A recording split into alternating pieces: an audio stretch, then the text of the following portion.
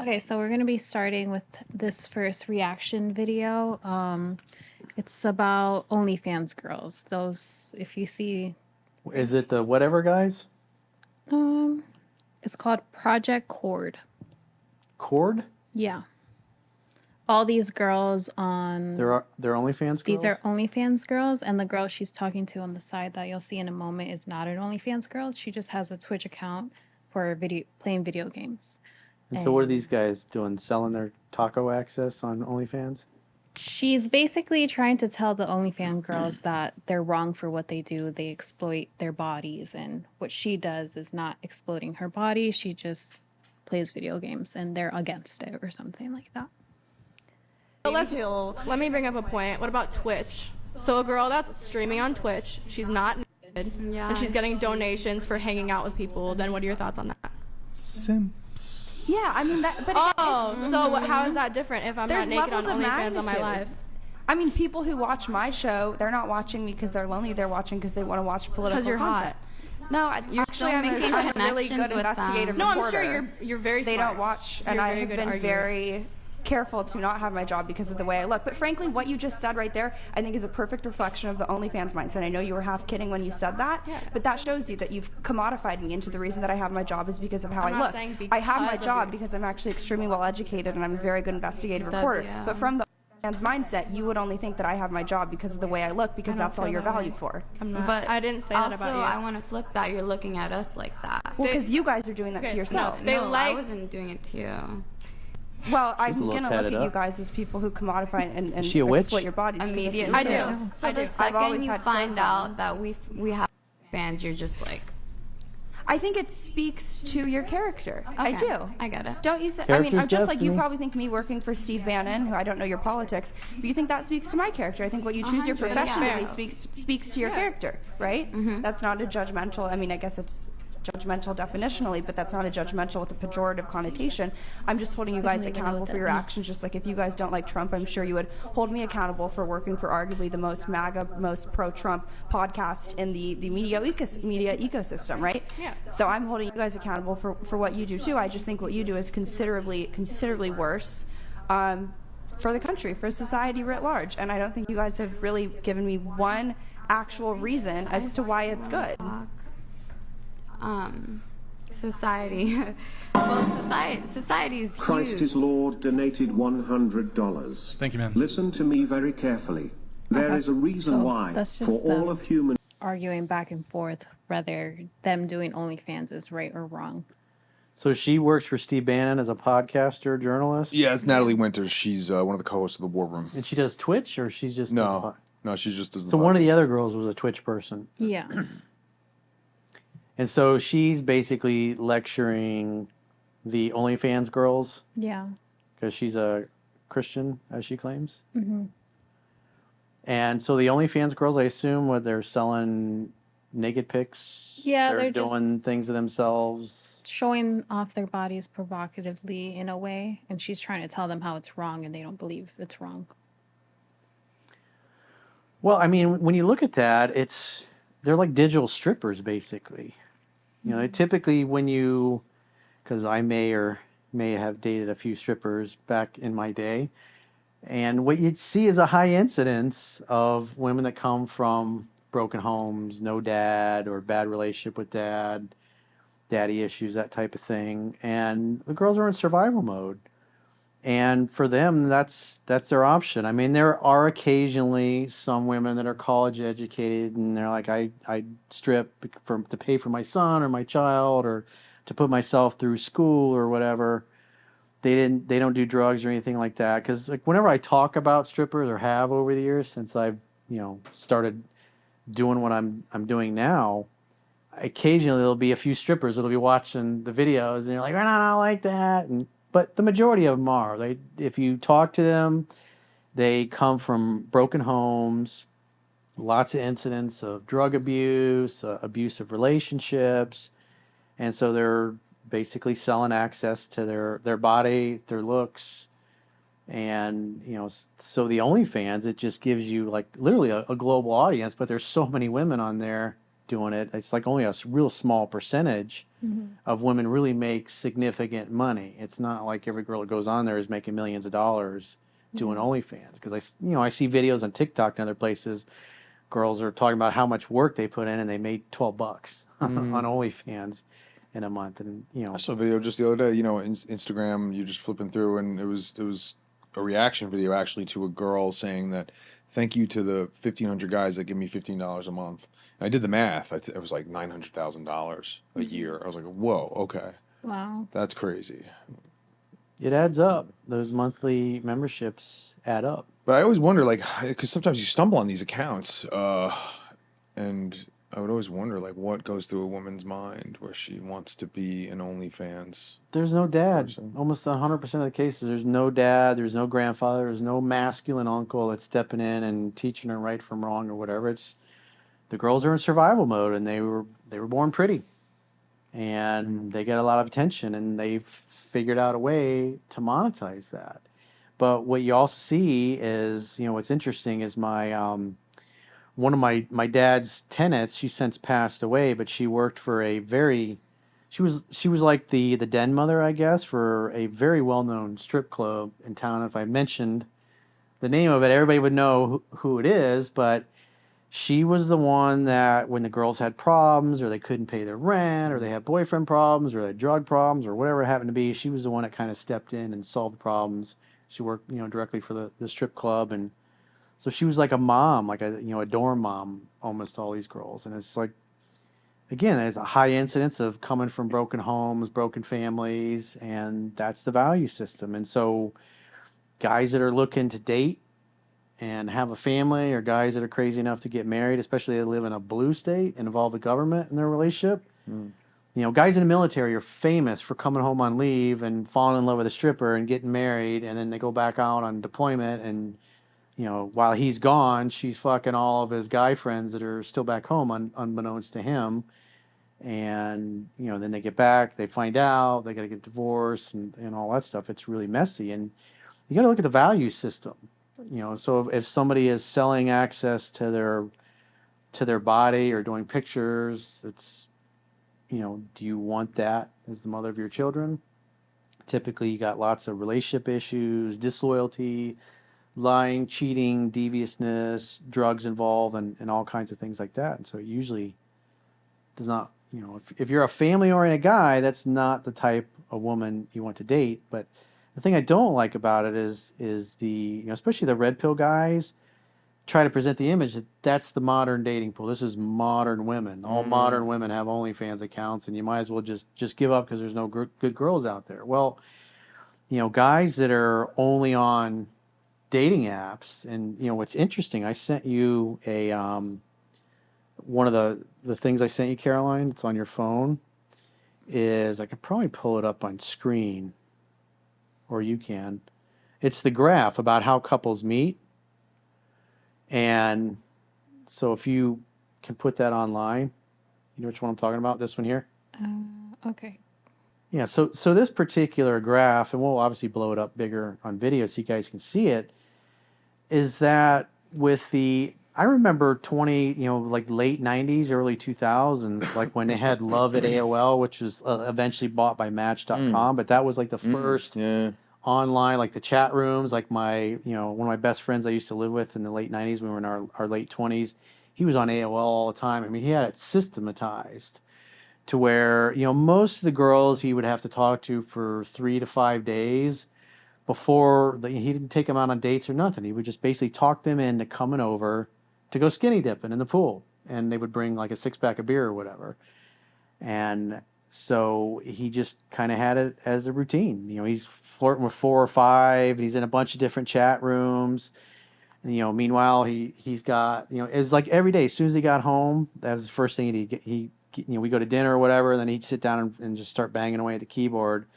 And then around 10:30, 11 o'clock at night, one of the girls would show up that he met, and he may have been working on her for a week or 4 or 5 days or whatever. And they go out in the pool, have some beers. He's, just like my buddy we were talking about earlier about, the clip with the wrestler, doing this and, making this gesture to a woman in the audience to get her to show her tits. And so he was kind of like that. He understood that of like daring women to go a little further than maybe they felt like doing or were comfortable doing. And then eventually, because he was cool with it either way, whether they did or didn't, he gave them the freedom to. Is it, and they take their top off. He's like, hey, why don't you take your top off? Get more comfortable when they're in the pool. Oh, I'm not ready yet. I was like, all right, let's have another beer. And he'd take his shirt off. And then she'd eventually take her top off. And then he was like, well, take your bottoms off. And so, oh, I'm not ready. And then he'd take his pants off. So he'd be totally naked in the pool. He'd be like the first one, show her it's okay. And then they'd sit and talk. He'd be naked. She'd still have her bottoms on. And then eventually she'd take them off. And they'd start fooling around in the pool. And then they'd come back to our apartment and go in his room, and I would have to listen to the banging and the moaning and the yelling. And but he was a machine. It's like it took up all of his time. It was like another full-time job, and he had like 2 or 3 different girls a week coming over that he was hooking up with. And that's the problem with online. So dating. that was the on. Yeah, time, he had game, but he had game in real life, and so he was able to take the game that he had in real life and transfer it online. And here we are, what is that, 25 years after that time in our lives when he was just killing it. And people that have grown up since then with smartphones and the internet and chat rooms and online dating, you can just look at this graph and you look at how how couples meet. And this is in the United States. It's like, it drops off a cliff like after probably 2008, 2009. People met through friends. They met through work, at a bar. Maybe they went to grade school together and had known each other, or they were neighbors or college. It's just all the trend lines for how people would normally meet, which is just interacting with other human beings in your social life. So many people now are weird and socially awkward that they exclusively are dating online. And to me, what I think is so great about this for guys that are good, that have charisma, that are great, out in public or interacting with women one-on-one, it gives you an advantage because most everybody is online trying to meet. But guys that are competent, you can clean up. It's like, because most of those dudes are too scared shitless to approach a woman in person. And so the idea is like, if you're fishing, you want to go fish where there's a lot of fish, but very few fishermen. And the problem is with online dating is there's lots of fish, but there's also a shit ton of fishermen. And so from a numerical perspective, guys, especially guys that are like, because I think it's like 80% of the women have their height filter to 6 feet and above. And so if you're like 5'9", you're not even going to get seen, even though a lot of the dating apps will show you profiles of women that are never going to see you just because you're like, wow, there's so many pretty girls on here. Yeah. But guys are like swiping, and nothing's happening. And it's because they're swiping on women that they're never going to see, or that are never going to see their profile. And so you feel like you're doing something, but you're just wasting hours of your life. And so it's flipped to where now if you're good in person, if you can strike up conversations, if you can't have a good conversation in person, you're not going to have a good date. And if you're relying totally online and then you get in front of a girl on a date and you're weird and you're socially awkward and you can't carry a conversation. I know you girls, because we talked about it, had plenty of dates where you go out with guys and they're not good at conversation. They don't know what to say, or giving all kinds of weird compliments or saying weird things. And it's like, most people, especially the ones growing up now, are so socially awkward because they've always leaned on their electronic device. And so that's what you're seeing there. So if, for guys that read and learn my work, you can really set yourself apart. If you're able to meet women in a restaurant or walking down the street or in your gym or at the country club or your yacht club or wherever you rock climbing, whatever it happens to be, you like to do socially, events like trade shows and stuff like that.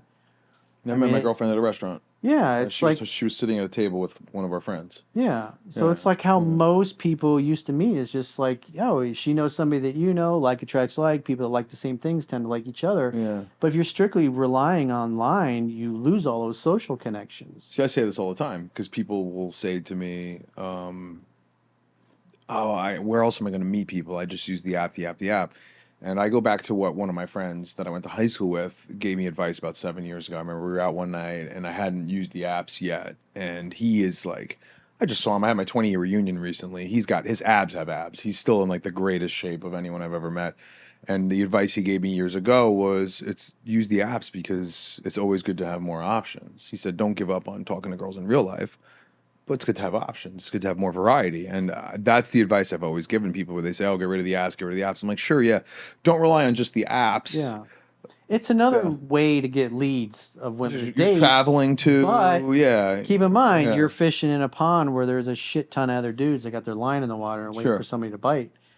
Point being is if you develop your social skills and you can carry on a conversation, then you're going to clean up because most guys don't have these skills. They've let them atrophy or they never developed. They're too scared to go like approach a woman and have the conversation. They'd rather swipe, match, go waste time doing that, and then go meet the person, have an awkward first encounter where you've been on like a Tinder date or a Bumble date. It's like, oh hi, and you don't want anyone in the restaurant to know this is an online date. So you're like, good to see you. It's like we just met for the first time. What are you talking? Like, have you been on Bumble dates? Have you used these apps at all? I haven't in probably 6-7 years. I think it was the last time I was on Bumble. When I lived in South Beach, I used it, and it's just. What I liked about Bumble is the women they have to make the first move. They have to initiate the conversation. If they don't, the match disappears. Yeah, it's great. And so it starts women off pursuing, which they naturally do anyways. But like I said, it just the amount of time that you invested versus the amount of dates that you got off it. It was just easier to go outside my place and go have lunch with a great friend, and next thing you know, a cute girl sitting down next to you, and you strike up a conversation and. Now you got a date. Most guys, that's hard. I mean, you just look at the graph. That's not happening anymore for the most part because they're so stuck on their device. I wonder how it goes don't after use that. Dating apps, but I wonder how it goes after 2020 because 2020, a lot of people met on dating apps because there was no other way to meet people. Yeah. I met a woman on a dating app in 2020 on Bumble, and we started going out, and I was just so firm. I was lonely, right? It was June of 2020. I was like, I need to meet someone. I need to, I was open to anything. I lowered my standards, and she ended up being legitimately crazy, legitimately crazy person. And I had to break it off because she was just erratic. Turns out she was came out of a physically abusive relationship where her ex-fiance literally tortured her. She was depressed for a long time. I'm like, oh my goodness, I can't fix you. I'm sorry. But it was I was open to dating someone, lowering my standards because it was COVID. And it was just so bored. I wonder how that graph goes. Yeah. After that, I wonder what your dating profile looked like. I wonder what your dating profile looked like. That was a long time ago. Yeah. 6-7 years. Like I said, it was a lot of work. I had Tinder too, but Tinder was just the problem with Tinder is it had no filters, and so you had, it didn't matter what the girl was obese or out of. It's you couldn't filter the garbage out, and so I remember that because I'm kind of lazy. It's I'd go on there once a week, and I'd spend 3 hours just getting through all the profiles, swiping left or right or whatever, and so it was so much work. And whereas if you just had a couple filters, because Tinder is a little too politically correct, in my opinion. You could filter out most of that garbage and not waste your time, but the dating apps are designed to keep you on there because you feel like you're being productive. You're busy, you're not necessarily being productive, but the other thing that you notice is typically women that for the guys that are family oriented, it's women that have a good social network and are tight with their family and are very social and they got a lot of girlfriends in a social network and they're pretty and they're fit and in shape. But just through living their lives, they're meeting guys and getting asked out and so those type of women typically are not going to be in the dating app, and so you're going to have a higher incidence of people on the dating apps that are messed up or can't meet people or they don't know anybody or they're not good at socializing or whatever. And to me what I saw was diminishing returns, because the other thing that I noticed about the apps around that time is especially with Hinge is I was seeing a lot of girls that I would match with and start chatting with, and then come to find out they're just hookers basically, or OnlyFans girls or strippers. Some of them you look and you go, that kind of looks like a strip club, but there's so many desperate, horny fucking guys on there that what the girls would do is once you exchange phone numbers and you're chatting through text at this point, getting ready to set up a date, is that, you know, if you went back in the app, you would notice that the match went away. You're like, well, that was weird. And then as you talk some more, you're like, well, what are you looking for? And then she's like, well, I want $2 grand a week or $3 grand a week, and that's like one date, and we'll hook up, and you know, if you want more, we can talk about that, and that'll cost more, and so I'm matching with a lot of girls that are hookers basically.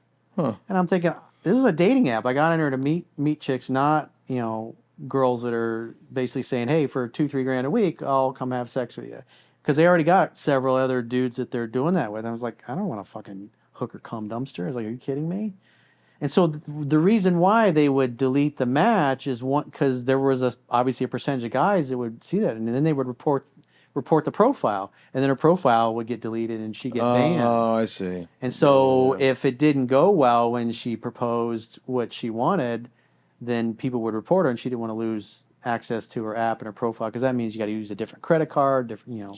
They have facial recognition. Yeah, and that was their... We dealt with that at Project Veritas. That was their lead generation system, was being on the dating apps, pretending that they're just a regular girl looking to meet guys, when in reality they're fucking hookers. Wow, I never had that experience. And there were so many desperate dudes that are willing to do it, because I had conversations, I was kind of fascinated by it, and asking about how many guys they met, how often they get together, what types of dudes, and it's like the guys are so horny and so desperate, like, well, I matched with a hot girl. Like, well, $2 grand a week, okay, I can afford that, and they would do it. There was like lots of guys lining up to do shit like that, and I was just like, you know, when I saw that, I tapped out. I was like, I'm not gonna. This is ridiculous. I was meeting more women in person for the most part, just because I was lazy and it was a lot of work, and you know, I like to just, you know, go through life and have those magical moments and interactions happen, like the ones I wrote about in the book. The type of, like, when you meet somebody and you click with them on that level, you're never going to forget that. You're going to remember them the whole rest of your life when you have a really deep, intense, soulful connection. What do you say? You never know when the next great love of your life is going to walk in. Yeah, that's true. I was thinking about that the last couple of years. Every night I went out, I was thinking about that. Yeah. It's always unexpected. You never know. Yeah, at a restaurant or a family dinner or something, or going to a barbecue to hang out with friends, and boom, there's a girl you didn't know, but they know your friends or whatever, and they've already built you up, and you get introduced. They're already sold on you. Yeah. So you don't have to go through all that bullshit that you do with, you know, the online dating apps. It's like, if you meet, if you click, you like each other in person, you see each other's bodies. It's like, there's no, is she going to look like her pictures or any of that shit, or showing up for a date, and then within 5 minutes you're like, oh, fuck. My best friend met his wife on Tinder, actually, and they have their third kid coming, so sometimes it works. Are any of your friends, have you ever, like, any of your gal friends, people you know, do, like, the OnlyFans thing, or... I had a roommate that did OnlyFans. I don't know anybody. What was she selling feet pics or something? No. Real stuff. Ooh, she was getting down and dirty. She was getting down, yeah. And so you're listening to this when you're in college? Your roommate's using vibrators and all kinds of other toys that people are paying her to use on herself? I think she would do it when I wasn't there. I never heard anything, but I obviously followed her Instagram and stuff like that, and she would do sneak peeks on her stories, and I'm just like, oh, so that's what she does in that room. Oh. Yeah. Did she make good money? Really good money. Now she lives in her own, like, penthouse in Miami. Penthouse?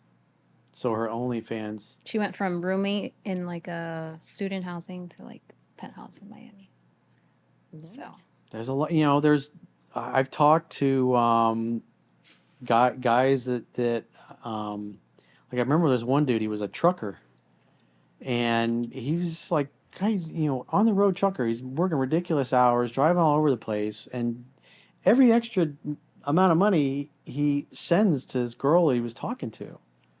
And it's like, and to him, you know, he's on the road all the time. He's overweight, he's obese, doesn't really have much of a life, but the fact that there's some girl that's willing to text him pictures or talk to him, you know, occasional phone call here and there, he's willing to give, you know, whatever, a couple $100, $500, $1,000 a month, whatever he can, and he was satisfied with that. You know, he just liked having somebody that he could talk to, some pretty young girl that paid attention to him, even though he's paying for it. And so there's lots of guys out there like that they have like a a digital pen pal basically, or an OnlyFans girl that they're sending their money to. I had known like two of my guy friends like back in the day, and one guy used to do like cam stuff. He would just be folding laundry like naked, and I asked him about it, and he was like, "Yeah, most of the people that watch it are men," because he was like a bodybuilder type. And I was So just he like, fold clothes naked, and gay dudes paid to watch. yeah. And I'm like, I'm like, how do you have the $200 jeans on? Like, you barely work. And he finally told me like the whole entire story, and I was like, He doesn't need to work. that is his work. That makes folding his laundry and more filming himself. sense. Yeah. And then one of my a guy that I had met on Hinge, he was trying to like convince me to do like OnlyFans to like wanted to be your pimp? sexual stuff like together, and we could put it. I was like, He wanted to be your pimp.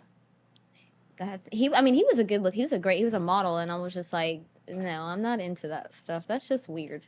And I said, if my mother ever caught me or heard anything about that, she would cut my head off.